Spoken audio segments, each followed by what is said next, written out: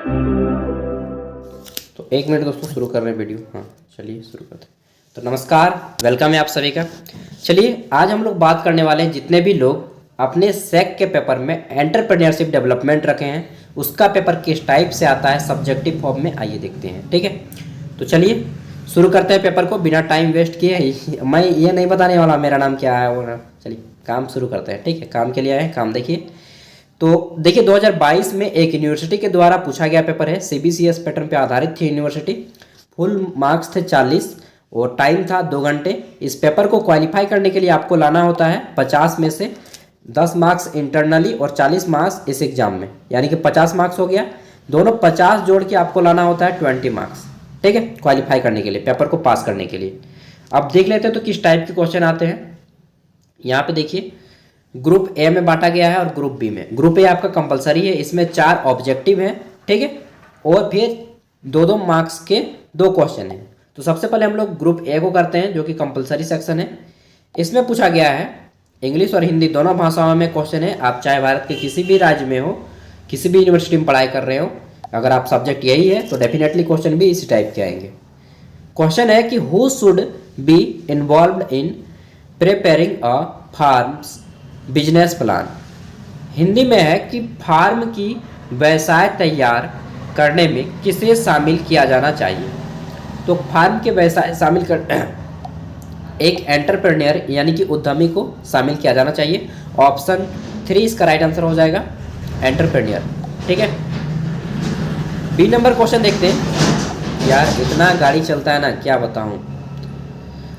B number है the process of creating something new is called. तो कुछ नया करने की प्रवृत्ति जो होती क्या कहलाती है। और आदमी में, जिस आदमी में यह गुण होता है ना, सच बता रहा हूँ, बहुत अच्छी क्वालिटी है आप में, अगर किसी व्यक्ति में ऐसा गुण है तो ठीक है, और नहीं है तो विकसित कर लीजिए। कुछ नया बनाने की प्रक्रिया क्या कहलाती है, इनोवेशन। ठीक है, हम लोग बोलते हैं क्या, इनोवेशन, नवाचार। नवाचार की क्षमता होनी चाहिए आदमी में। ऑप्शन 4 इसका राइट आंसर हो जाएगा। आगे देखते हैं क्वेश्चन नंबर सी। देखिए आप लोग के साथ कॉपी कलम अगर होगा तो नोट करते जाइएगा, बहुत ही इंपॉर्टेंट क्वेश्चन है सभी। सी नंबर है कि ownership position of less than 50% in a business is no age. यानी कि किसी व्यवसाय में 50% से कम के स्वामित्व यानी कि मालिक की स्थिति क्या कहलाती है। तो जो 50% से कम होता है उसको बोलते हैं क्या, माइनॉरिटी इंटरेस्ट, यानी कि अल्पसंख्यक हम लोग बोल सकते हैं। पॉलिटिकल भाषा हो जाएगा अल्पसंख्यक। यह आपका उद्यम के भाषा में संयुक्त उद्यम कहा जाएगा। ठीक है, माइनॉरिटी इंटरेस्ट, अल्पसंख्यक भी बोल सकते हैं उद्यम। आगे देखते हैं डी नंबर क्वेश्चन। तो इसमें पूछा गया है कि उद्यमिता विकास कार्यक्रम किसके लिए सहायक है। इंग्लिश में है कि entrepreneurship development programme is helpful for. देखिए दोस्तों, ये जो डी नंबर का क्वेश्चन है इसमें मुझे तो थोड़ा सा डाउट है। ठीक है, इसलिए आप लोग थोड़ा सा देख लीजिएगा। और जहाँ तक मुझे लगता है कि मौजूद उद्यमी होना चाहिए, एक्सिस्टेंस एंटरप्रेन्योर, क्योंकि मैंने यार एंटरप्रेन्योर कभी पढ़ा नहीं है। मैंने कॉमर्स पढ़ा ही नहीं था, मैंने तो आर्ट्स लिया था इंटर में यार, जब मैंने कर रहा था। तो इसलिए थोड़ा बहुत मुझे नॉलेज है, ज़्यादा नॉलेज नहीं है इंटरप्रेन्योर्स के बारे में। केवल 3 ही महीना मैंने कॉमर्स पढ़ा था, उसके बाद आर्ट्स में आ गया था। देखिए अब देखते हैं। तो इसमें क्वेश्चन है 2 into 2। इसमें 2 अंकों वाले 2 प्रश्नों के आंसर आपको करने हैं और इसका कीजिएगा कितने शब्दों में, 50 शब्द, उससे ज़्यादा नहीं लिखना है दोस्त। ठीक है ना, क्योंकि समय आपके पास कम होता है। तो पहला क्वेश्चन है कि उद्यमी संस्कृति, एंटरप्रेन्योर कल्चर किसको बोलते हैं, उसके बारे में बता सकते हैं। आगे देखते हैं, एंटरप्रेन्योर कल्चर हो गया। बी नंबर में है आपका उद्यमिता के लिए बाधाएं, बैरियर। हम लोग बोलते हैं कि यार तुम मेरे पाँव का बैरियर बना हुआ है, बैरियर ऑफ एंटरप्रेन्योरशिप। उद्यमिता की क्या क्या बाधाएं हैं उन सब चीज़ों को बता सकते हैं। जैसे कि पहला तो हो गया आपका अच्छा खासा आपके पास होना चाहिए पूंजी ना, धन होना चाहिए। अब आता है ग्रुप बी। यहाँ पे आपको लॉन्ग आंसर टाइप प्रश्नों के आंसर करने हैं। 8 अंकों वाले 4 प्रश्नों के आंसर करने हैं, किसी 4 को ही करना है। एंड इसका आंसर कीजिएगा आप लोग 150 से 200 शब्दों के बीच में, बिटवीन 150 टू 200 वर्ड्स के बीच में। ठीक है, देखिए पहला क्वेश्चन है कि उद्यमिता को परिभाषित कीजिए, इसकी विशेषताओं की चर्चा कीजिए। इंग्लिश में है कि define entrepreneurship, discuss its feature. Question number 2 हो गया आगे देखते हैं क्वेश्चन नंबर 3। तो इसमें पूछा गया है उद्यमिता और उद्यमों के बीच अंतर करें। इंग्लिश में है कि differentiate between entrepreneurship and enterprises. ठीक है, आगे देखते हैं क्वेश्चन नंबर 4। तो इसमें बोला गया है कि right the concept of small industries in Indian, give its feature. Indian बोल दिया, इंडिया है, इसका हिंदी में हो जाएगा कि भारत में लघु उद्योग, जितने भी छोटे छोटे उद्योग हैं उनकी अवधारणा लिखिए। फिर बोला गया है कि इसकी विशेषताएं क्या है, वो कैरेक्टरिस्टिक्स इनको बताना है। ठीक है, नेक्स्ट है क्वेश्चन नंबर 5। तो इसमें पूछा गया है कि व्यवसाय योजना के महत्व का वर्णन करें।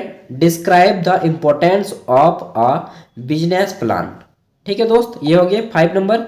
नेक्स्ट देखते हैं तो 6 नंबर क्वेश्चन, इसमें पूछा गया है कि वित्त के 4 प्रमुख स्रोतों का वर्णन करें। Describe 4 major source of finance.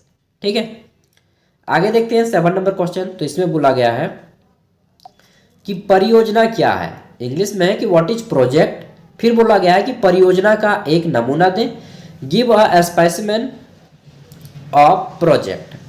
ठीक है, या फिर example of a project. 8 number question है, इसमें पूछा गया है कि एक उद्यमी के 4 कार्यों की विवेचना करें। Discuss the 4 functions of an entrepreneur. 4 ही बोला गया तो 4 ही लिखना है, ऐसा नहीं कि आप 6, 7, 8, 9 लिख के भर दीजिए। 4 ही लिखिए, लेकिन अगर आपका राइटिंग अच्छा है, ठीक है, तो सच बता रहा हूँ, आप मार्क्स लूट लीजिएगा एकदम। ऐसा राइटिंग लिखिए ना कि जो एग्जामिनर चेक करे ना बोले वाह वाह वाह वाह, एकदम तारीफ ही तारीफ करने लगे।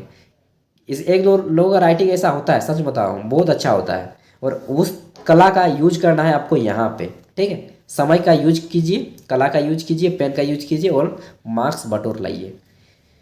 ए नंबर है, एक अच्छे उद्यमी की गुणवत्ता क्या है।